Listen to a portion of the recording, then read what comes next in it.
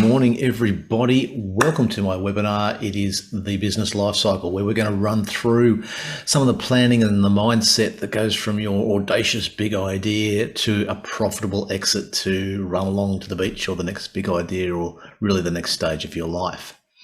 So for the next 45 minutes or so to an hour, we're just going to run through really how the mindset you need to run through, the stages that are involved, and how we go about making sure that everything goes as smooth as possible, noting that nothing really goes smoothly in business, even with the best laid plans. So jumping right in like this, there we go, in the beginning. This is the moment when you've got all these great ideas and you want to take them from being really cool dreams and great ideas and move them into the real world and actually execute. Because execution is everything. Ideas on their own really aren't worth much. Now, this applies to not only your cool tech startups, the next big unicorn, but also to traditional business and buyouts. I mean, you may simply be doing something as fundamentally basic, if you like, as buying a coffee van or building a new coffee van or buying an upholstery shop, or simply buying out the boss. There's a whole range, but the process is the same. First thing you think about is, will it work? Will the business itself actually work? Not so much a big question when you're getting something existing, but certainly with something new, absolutely. Got to ask that, how's it going to work? Okay, if you're buying something that's already running, yeah, well, all right, it works now, clearly, but will it work for me? Have I got the skill set? Have we got the systems so that it will work for me? The third question, how do you get started? Like, really, how do you do this thing? And then how do you manage it? And how do you protect all your ideas? These are all things you need to work through in that initial phase. Now, there will be some self-doubt, I guarantee you. There'll be some fear. If there is no self-doubt, if there's no fear, if there's no excitement, then you need to find something else, because clearly you're just not heading in the right direction. You've got to have that edge where you're not sure if it's going to work. Geez, you're putting a lot on the line here, but it's exciting because you're actually getting to implement this cool idea, you're getting to take over the business. You've got something new to do, where you can really add some value. That's what you want to feel. That's normal. That's what you want. Okay. And this is a critical time. This is where you're laying the foundations for success. This is where you're going to drive to the point where you can either get started or change direction. Okay, so don't get freaked out by all the bubble and froth and scary bits at the start. Perfectly normal. You're actually on track. That's what you want to be feeling. Okay. Now, coming back to our earlier slide. Right, this is where you look at those questions that form the bones of your business plan. And yes, you're going to write a business plan. You're going to commit it to paper, because that way you've got a foundation to run off. You've got something to stay on track with. Now, it's a simple 5-stage process. What, why, who, how, and when. What? The big idea, the problem that needs to be solved. Now, this can be very simple, or it can be incredibly complex. If you look at something like Atlassian, for example, one of our U-Butte flagship tech startups, which is now a massive worldwide success. At the start, they had a very simple problem to solve, and from there, it grew. If you look at, or I'll tell you what, I'll give you a personal example. This is probably as good as it gets. At one stage, a few years ago, I actually owned and ran a coffee van for a couple of years, about 4. Now, the problem, or the big idea, the problem I wanted to solve is I actually did a bit of research, and I found that in a couple of rather large industrial areas, there were only 4 coffee vans. And the reason I knew there were 4 coffee vans was because everybody there told me that they watched them drive past every day. They simply drove past. Now, so the problem is that we had all these people in these industrial estates who wanted quality coffee, more or less every day, delivered to their door. That's it. Now, there's a problem to fix. Now, before we go fixing the problem, we've got to figure out a reason why, because if you haven't got a reason why, you're not going to do it long term. You might get excited at the start, but the grind the glitches, all the little problems that come up in business will wear you down and blow you away. Now, my why was probably multifold. One, I love solving problems. Ask my wife. Oh my God, I love a problem. I love good coffee. Again, ask her. She'll confirm it. And I like helping people. I mean, I just like getting in there and doing it. Oh, and the fourth one, I love money. I'm a big fan of money, makes the world go round. And I got to basically indulge all those 4 whys in one problem-solving exercise.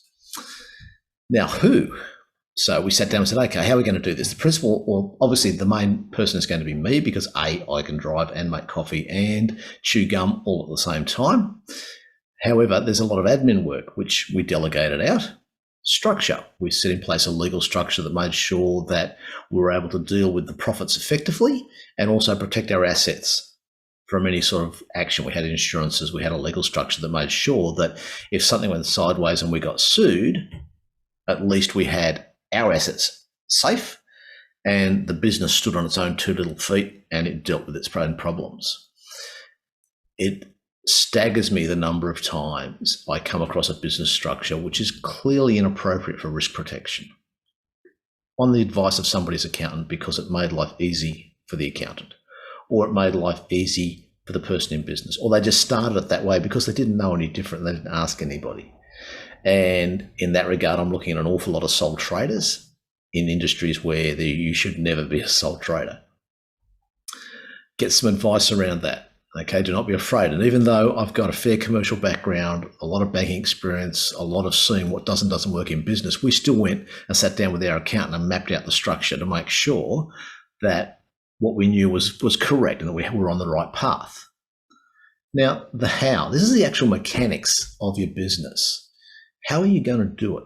Are you going to have a whole team behind you with HR and IT and sales and marketing? Is it just you doing everything, which can be exciting at times? Is it just you doing what you do best and then outsourcing everything else? And where are you going to find those sources of contract labor and skills?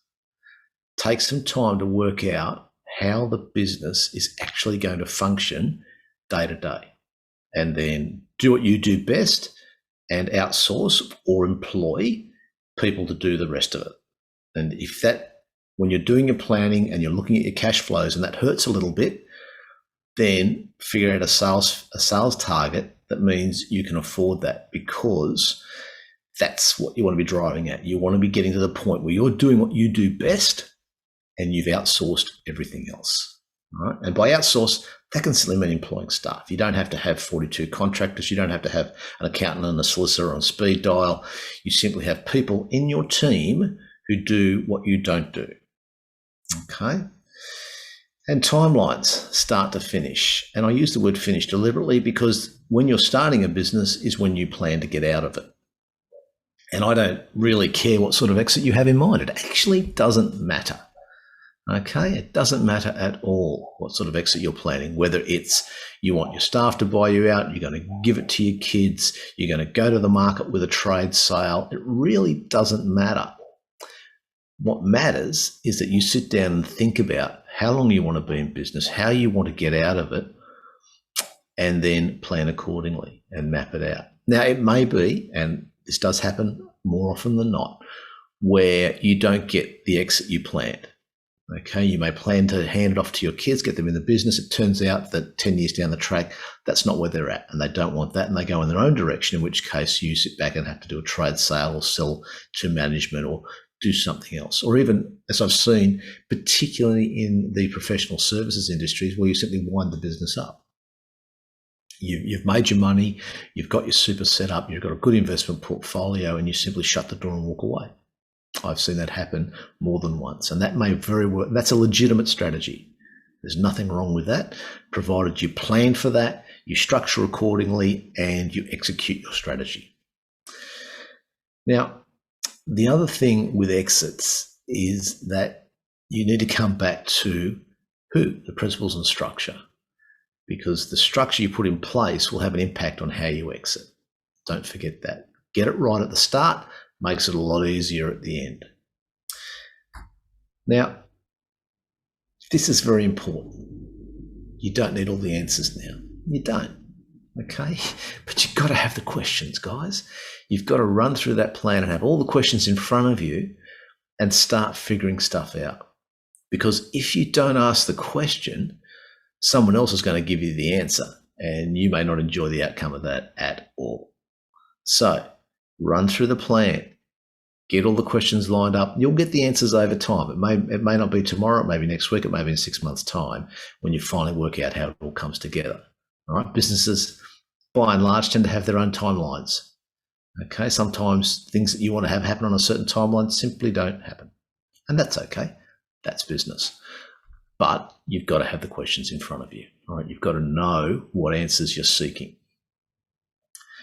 Now, once you've laid all that out, okay, now we start really laying the foundations for the business, right? You've got all your questions, you're ready to roll, you've worked out why you're doing it, you kind of worked out how you want to do it, you've got the big problem that you want to solve, and you know how you want to get out the door at the end of the day. All right, you've got all this in mind. So now we start to research and resource. All right, you're going to build the structure which drives it forward. And that can be as simple as going to your accountant, registering a company, have a trust deed drawn up, and then open the doors because it's just you. That's fine. It can be that simple. Or it can be a very complex structure where you have multiple entities running different parts of the business. And to pick a simple version of a complex structure, look at your average accounting or legal profession. They'll have or indeed a lot of your medical centres, they will have an operating company that basically does all the billing. They will have another company that employs staff. They will have another entity that employs staff. They'll have another entity which holds assets, and they'll have another entity which is the director's personal entities that has ownership in those various entities on the way through. That's fine. You just start building it right at the start. And this is where you start mapping out your answers to your 5 questions. Okay, these are the 5 questions again. What? What's the problem? Okay, write these things down, guys. This is where you want to be at. Why? And if you don't have a why, like I said before, it ain't going to be easy. All right. And it's an important point there. This will drive your business culture.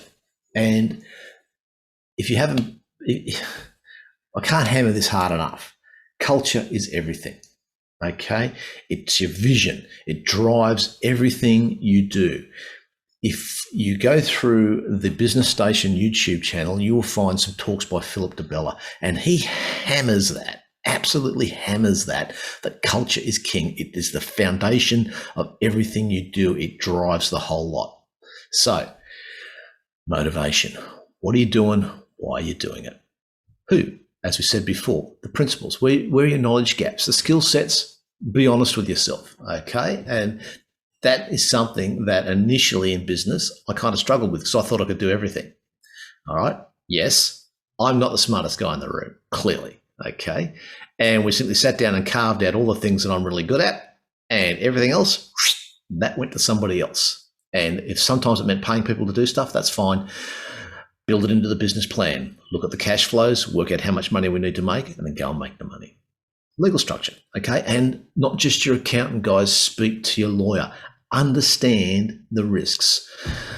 There are so many times I've had people say, I just let my accountant work out the numbers and it doesn't matter. Or I let my lawyer look after that.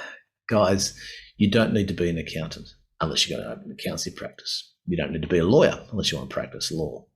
But you do need to understand the numbers. You need to understand the risks involved in your business and mitigate them and offset them accordingly. You've got to have your head around that stuff. And if you don't understand it, whoever you're speaking with, tell them to stop, back up, and run it past you again until you do. That is critical. I've seen too many people come unstuck because they didn't understand the numbers or they didn't understand the risk of what they were doing. Okay. Revenue is not profit, for crying out loud. It kind of drives your cash flow a little bit, but you don't get to keep it all. It doesn't work that way. As an example. Mentors and advisors. Now, this is always an interesting one with the who in your business when it comes to mentors and advisors. Now, I have a couple of advisors that I rely on a fair bit, a few mentors. pardon me, and they are all third parties. With respect to my wife, who has an enormous skill set with a lot of the stuff in our office, I don't mentor her. She doesn't mentor me. Okay? We keep it external to the family because that way we get impartial, objective advice. Even though one of our key mentors is a very close friend of ours and has been for years, we know that when that person gives advice, it's cold. It's just coming and saying, okay, this is what I think you should do in this situation, because it has to be. And he knows that, and we know that, and that's fine. Okay, we still go out and have a drink later, even though sometimes the advice can be a little bit harsh, perhaps, very pointed at times. That's fine, because we do the same thing, because we actually sit down and we soundboard some of his problems. And at times we've had some fairly blunt words about what has and hasn't happened. But at the end of the day, that's fine, because we understand the role that we're playing. Now, the how. Production, finance, marketing, admin, culture, people, the big six. Okay? Now, there can be a lot of double up. It may well be that some of those things are external to the business. That's fine. Nothing wrong with that. But look at each of those areas in your business and figure out, what are you going to do around them? Do you need machinery, plant and equipment, staff? Do you simply need a lot of access to the cloud? Do you need to bring in some HR lawyers and get them to do all the culture stuff for you, all that people HR-y things? Admin, do you use a virtual assistant? There's a ton of them around these days. If you're a small business, as in you're employing maybe 5 or 10 people and you don't really have the space in the business or the need in the business for a full-time executive assistant or for full-time admin, look at a VA. They're not on site, they're still handling all your stuff, and they're not hard to find. Okay, it is a great solution. Okay, think outside the square a little bit. Take your time, breathe, do your research. You'll be surprised at what you find in the way of options to solve problems in your business and to fill gaps and to make things happen. And when? Lay out the timelines. Look, don't be afraid to be ambitious with timelines. Okay? Believe me, if you've got the right mentors and advisors, they'll give you a reality check on that, and they'll give you reasons for that, at which point you sit back, you listen, take it on board and restructure accordingly. But first cut, like your idea of how it's going to work, lay it out. If you think you can do something in 3 months, then fine. Lay down 3 months is how long you think it's going to take. It may well be that one of your advisors says, yeah, mate, that sort of stuff takes 2 weeks. Okay, it won't take you 3 months. Or they'll say it takes 6 months. All right, rebuild everything and away we go. Lay out your timelines, come back to your advisor and say, okay, this is how we think we're going to do it. And don't forget, when you're laying out the timelines, it's not just your startup period and getting it set. It's everything through to walking out the door to the next big thing. Right? Like I said, you plan the exit at the start. Lay it out. Now, this is where you take a long, hard look at your market and your competitors. And just for a second, right, just ignore the rest of that slide for a second. We'll flip back to the coffee van example. I spent a month driving around that estate, talking with people about what sort of service they had, what they wanted. Okay? Heaven forbid you ask the customer what they want, and what sort of price points they were thinking of. What sort of products do they thought they might be interested in? What sort of extra services would entertain them? How could we build a business that was customer-centric and focused on delivering a quality product to them every day? See, now out of that grew a business which at one stage was running 7 days a week for 6 months. Now, coffee vans aren't a bad little business, but I can tell you now, you run 7 days a week for 6 months, 2 things happen. 1, you make some money. Hoo boy, you make some money. And 2, you develop some real loyalty with your customers when you turn up every day for 6 months because they asked you to and they relied on you being there. And out of that, then you get extra business. I can also assure you my competitors weren't there. They were nowhere near it. To give you an idea of how competitor assessment works, I actually tried to get coffee vans to come to certain sites and they wouldn't turn up. So I knew that they weren't reactive, they weren't nimble, they were very much stuck in a route. which is fine because that just meant the whole market that I was looking at was wide open. See, and also tap into your network. And we did that. We actually had a word with our accountant about it, who had on his books a number of food and coffee type vans, mobile food vans. And we spoke to him about what sort of turnovers and margins and how they operated. So we knew that when we got into it, that we weren't kidding ourselves with the figures, that there were real life examples that made the sort of money that we wanted to make. Now, here's an important part, this last bit.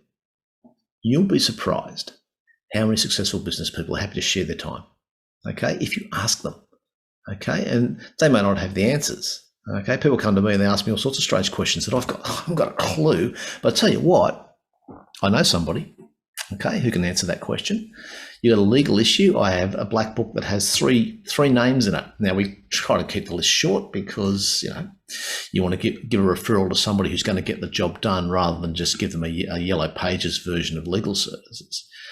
If they've got an insurance issue, okay, I can give some very basic advice, and then you go off and you see my insurance brokers. There's 2 of those. Have a chat to them.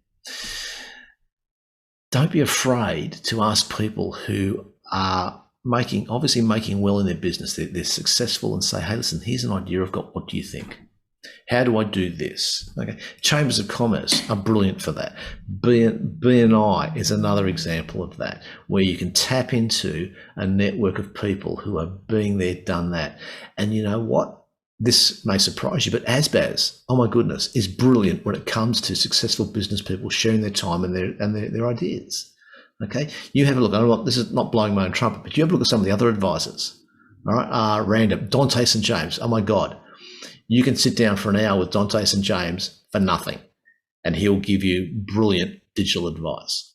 As one example out of the 80 odd advisors that we supply through Business Station. It's just, the advice is there if you're prepared to ask. Now, if you don't ask, you're not going to get. And if you do ask, you don't always get. Okay, it doesn't work like that, and you know that. But don't be afraid to ask, because you never know what may come out of it.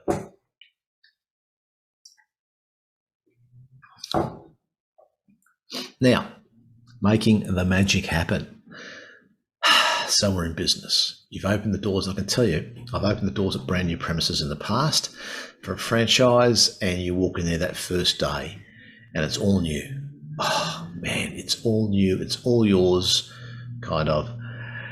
And you just want to get started. You just want to rip in and make it happen. Happy days. Yes, this is when it gets real, and it is. When you open those doors, it's game on. You can't go back now. You're up and running. There are no shortcuts. I don't care what anybody tells you. Someone's shortcut is just a simpler way of doing the work, right? You're still going to have to do the work. It will take time. It will take effort. There are no easy ways. Yes, that's not a job. Congratulations. Okay, you don't start at 9 and knock off at 5. Somebody asked me that about the coffee van once, and sorry to bang on with the coffee van, but it's a great example for this one. So this is, it's pretty easy. You start in the morning and knock off at lunchtime. I said, well, yeah, I drive out the door.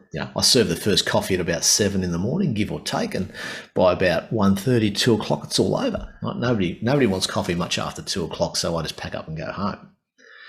And they're thinking, it's a pretty short day. I said, yeah, what you don't understand is that when I turn up for this first coffee at 7, that means I'm actually kind of getting out the door at about 6:30 so I can get there, get set up, get ready to roll. When I get home at about 2:30 or so, then I've got to clean up the van, restock it for the next day. Then I've got bookkeeping, I've got ordering of product, I've got all this stuff, I've got to wash the van, all those things that go on. So no, like any business, it is not 9 to 5. Okay, I don't get to knock off when I feel like it. It doesn't work that way. So, having said that, I sincerely hope that none of those points were news to you, because they're not. That's just the nature of the game. So now, you're in the production phase, and this is where you will be tested. Okay, your resilience, your commitment, and your sheer willpower will be tested, probably every day.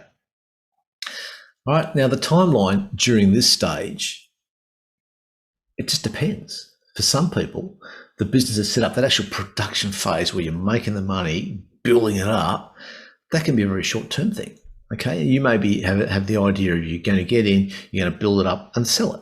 Okay, 6 months, 12 months, you're out the door. okay, and you'll go do something else. It's that sort of business. And that's fine. If that's your plan, good, go for it. Usually, though, it's years, okay? And it's a case of, you're not going to buy the flash new car and have the overseas holidays in 6 months' time. That's probably a 5 or a 10-year goal. Okay, you don't get to take 3 days a week off to play golf unless you're the president of the United States, ex-president. That is your 10, 15-year plan when you have management built up and you can walk out the door knowing that things are still going to happen. Okay, so be prepared for the grind. Right? And this is why it is so important that you have the why worked out, that you know why you are turning up every day to do pretty much what you did yesterday. Right? Now, if you have a job, you turn up because you get paid generally. Okay, now a lot of people love their jobs, a lot of people don't love their jobs, but they all still turn up because they get paid. You do not have the luxury of that in a business. You don't get to knock off 5 and go home and cruise. You get to knock off whenever you knock off, and all your problems come home with you and they're still there in the morning. Okay, although if you're really lucky they're not, you've got some new ones. That's always exciting. You'll be tested, so just be prepared. Okay, now this is so important. I know I've probably harped on about a few things, but this is key. If you get one thing, if you just get one thing out of my webinar today, please, this is it. Discipline, discipline, discipline, discipline, and then some more discipline. Okay, you need systems and processes. If you look at all of the successful businesses in the world, every one of them have strong systems and processes. They are your best friends. Cash flow, sales, people, right? They all need a framework to operate within. If you don't have that sorted, you will struggle. I guarantee you that.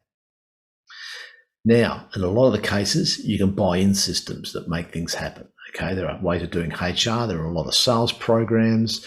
There are a lot of cash flow monitoring systems that are there, easy to pick up. If you want more on this, simply ask after the webinar, throw me a question, we'll get in touch. That's easy to put in place, but you've got to have them. Do not fly by the seat of your pants. It does not work. Might work for a week, maybe. Might work a little bit at the start, kinda, and then you're going to fall over, I guarantee you, and you'll get run over by something or someone. Some problem is going to nail you if you don't have systems and processes. If you want to have a business that you can sell, if that's the sort of exit you've got in mind, you need systems and processes, because the person coming in has got to know that when you walk out the door, the business stays behind. It doesn't walk out the door in your head. They've got to be in place. Okay, if you want to go on a holiday for a week or 2 or 3 or 4, you've got to have systems and processes in place so that you're duplicating yourself. That's what you need to do. Okay, give people a framework to work within. Give your monitoring systems a chance to give you decent data. And again, comes back to data all the time, comes back to the numbers. Put them in place. Don't guess. And just while I'm on that, remember I said a few minutes ago about the whole talk to your accountant, understand the numbers, like really make the effort to understand the numbers. Second point to that is put in place systems that deliver you the numbers with the least amount of effort. Okay, your cash flow drivers. I spoke about this yesterday. It's been almost an hour talking about cash flow. I love it. Cash is king. Okay, you've got to have systems in place that deliver you the numbers so you know how your business is performing. Now, I've got an acquaintance of mine, okay, not really a mate, just an acquaintance who runs a very successful business here in town, and he really only looks at his sales figures because he knows at sales of a certain level, he's got an idea of he knows how much money he's making, and he knows where his creditors and debtors are up to. And that's all he wants to see. Which was kind of funny when he told us that. And I said, okay, so you actually can understand all your margins. You've got it down pat, because otherwise you wouldn't be able to do that. Like you're actually, when you look at the sales figures, you've actually looked at the rest of your P&L in one hit because you know how they flow through because they're pretty much set. Yes, he said, kind of, yeah, that's how it works. He knows really how much he's making out of each sale. So great. That comes from years and years of discipline and of understanding his numbers. It will be great if you got to that point. However, before you get there, Put in place some systems so that you can get a report once a week, once a month, daily. I don't care, whatever works for you, but you get a report that you can sit down and have a look at and read and understand where your numbers are at. The numbers don't lie. Okay, as much as people talk about statistics and all that sort of stuff in business, the numbers don't lie. Look at the trends. Okay, look at how things are performing in your business. If you want to know more on that, I'll do the cash flow one again next week. Tune in then and we'll go through that to your heart's content, because that is critical. Okay, moving on. Okay, and improvements. Oh, happy days. I love improving. Again, give me a problem, give me something to fix. I'm happy. Happy little camper. Okay, you need to think about improvements, because once you've got the business up and running, okay, something will go wrong, or there's a better way of doing things, or your competitors do something and you've got to innovate, or you see an opportunity and you want to jump on it. So you need to do a few things. And again, if you think I'm overloading you with things to do, welcome to business, boys and girls. This is how it plays out. Okay, you need strategies to build repeat business. I'm actually running a webinar on that next week. Tune in. That's fun. That's actually my favorite topic is repeat business. I love it. More than numbers, which sounds kind of weird. But anyway, even if you're a one-off purchase or a service and you need referral business. Right? You look at most accountants. Right? People see their accountant once a year, which is ridiculous. You really need to be more in touch with what's going on. But they see them once a year. They see a solicitor. They buy a house. They never see them again.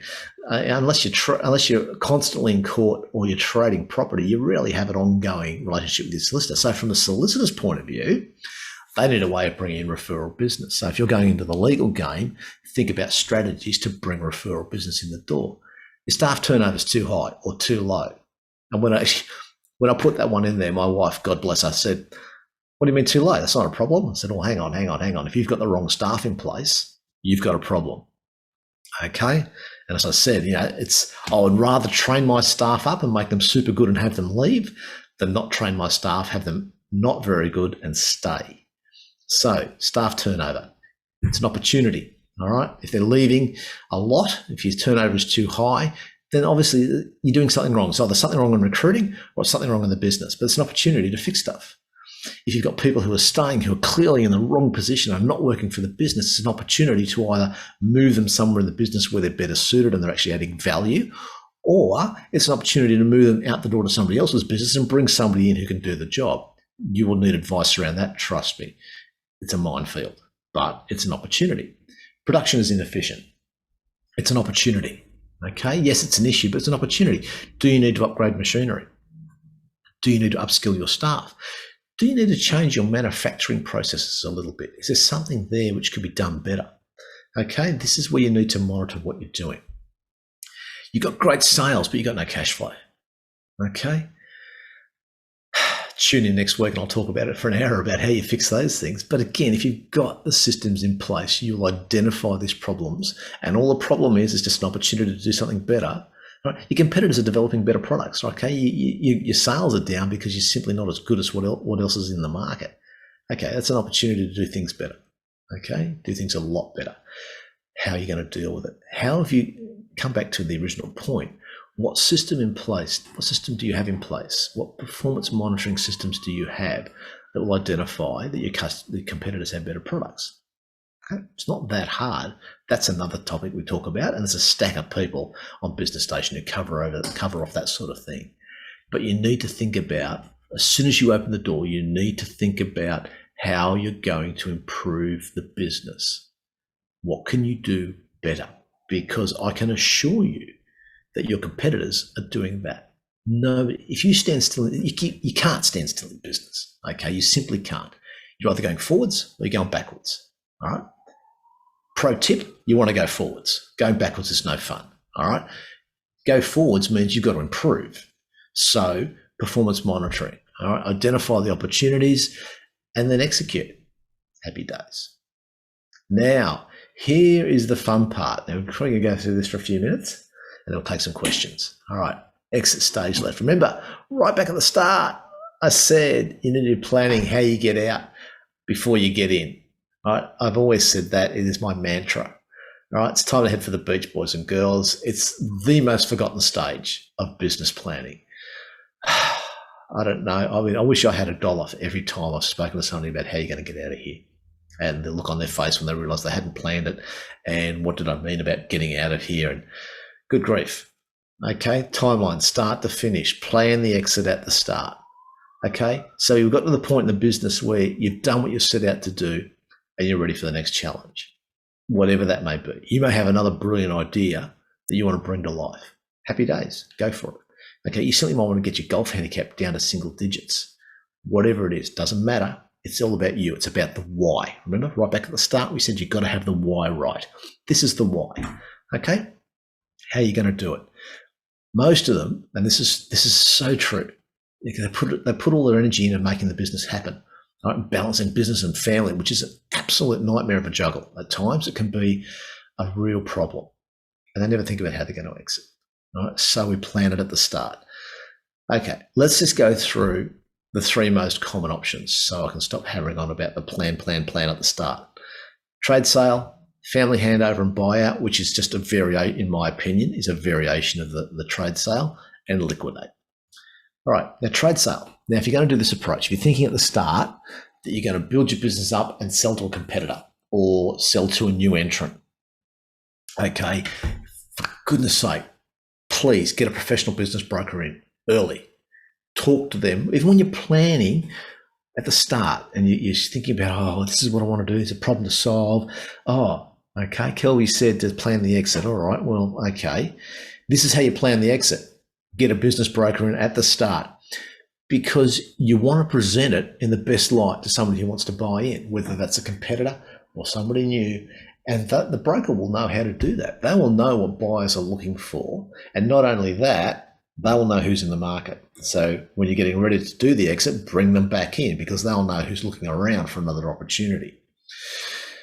Okay, you will need clarity around things such as your customer base, your record keeping, your cash flow drivers. There's next week's webinar, and your business systems.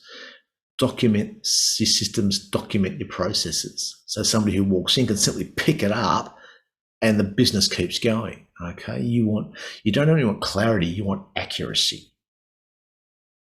Now, somebody asked me once when I was running the coffee van, they said, geez, there must be some cash in that business. I said, well, yeah, actually, it's funny you mentioned that. There's a ton of it. There's some FPOS as well because people like to use cards. They get their reward points.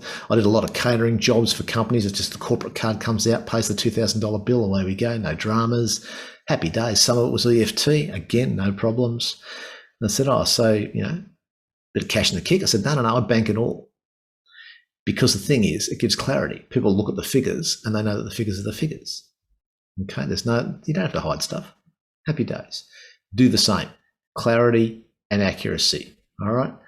Now, here's an interesting one at the bottom there. Think about how the new owner can add value with new product lines or sales channels or services or a bit of a restructure and build those opportunities into your exit strategy. Okay, because not every business continues on the way it is under new owners. But they've got their own ideas, and there will be when you're getting ready to exit. I assure you, there will be opportunities there that you will not be in a position to take advantage of, whether it's a new product line or a new market or simply a different way of approaching your customers. Because you're exiting, you simply haven't got the time to execute that strategy. That's cool. Don't worry about it. That's fine. Part of the sales process. Build it in, away you go. Now, family handover and buyout. Like I said, in my opinion, just a variation of the trade sale, because instead of selling to an external party or a competitor, you're just selling it to your kids or your uncle or your brother or whoever else is in the business with you, or your existing staff, right? And this is not the first time you've had management buyouts. And to be honest, those internal management buyouts can be staged, okay, over time. Family ones usually are. Now, important point, okay, if you're going to do this plan early, right, you've got to have family members who have the right passion and skills. Skills can be developed, passion, a little harder to build, all right? So it's the old story. It's like when you hire staff, okay? When I hire staff, I hire for character, okay? I hire for drive and passion, okay? I don't necessarily hire for technical ability because I can teach that or I can get it taught, right? But what I can't teach is attitude. And that's what I want. Same with your family, okay? If you're going to hand over to your family, pick the people with the right attitude. If you get that right, the rest of it will flow. Now, this third point is key. And I've seen this. I did a lot of work in agriculture back in the day. And I was a banker for a lot of family enterprise. Now, if you're going to go down the path of a family handover, all right, you've got to have that succession strategy in place. And that will involve sitting down with your accountant and your solicitor and mapping it out, because it's a legal process. Right? It really is. And at the agreed point in time when you're going to hand over. Right? It's a deal. A deal is a deal. Unless you're going to put some variation in place that all parties are agreed to, hand over at that time. Because I've seen on at least 3 occasions when parents have been unable to walk away from the business for whatever reason, a number of reasons that to them were quite legitimate, but effectively they'd broken a deal, right? Breach of contract. And there's the kids who have been working in the business and building it up with the expectation and the understanding, the documented understanding that they would take over at a certain point in time and the business would be theirs. And then that didn't happen. Let me assure you that that did not go down well. Going sideways would be the nicest explanation for at least one of those occasions. That wound up in court. So if you've got the plan in place, if your kids are moving in or your brother's moving in or you're selling it to your parents because that's the plan, that's fine. Just stick to the plan, okay? Easy.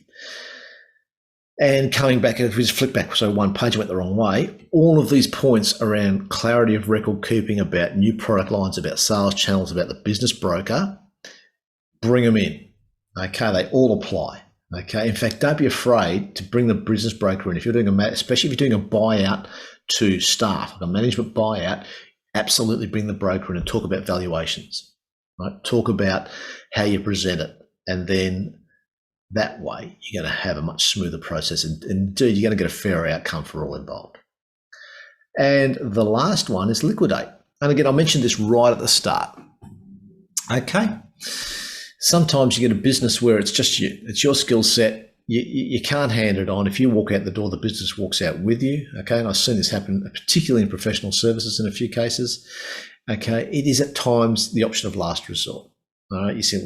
You can't find somebody to buy the business, so you sell off all the plant and equipment and you walk away. Okay. But it also happens when, you simply got a unique thing. You're it. Okay. You can't duplicate yourself. You've got nothing to sell once you're finished. So plan accordingly. All right. Make sure you've got the funds to take you through to your next stage in your life. And whether that's doing another business that is all you, or buying a coffee van, they're fun. I can tell you, I highly recommend a coffee van.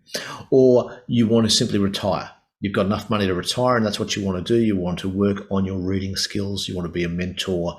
You want to simply come on board as an advisor with corporate boards, do the non-executive director thing. That's all well and good.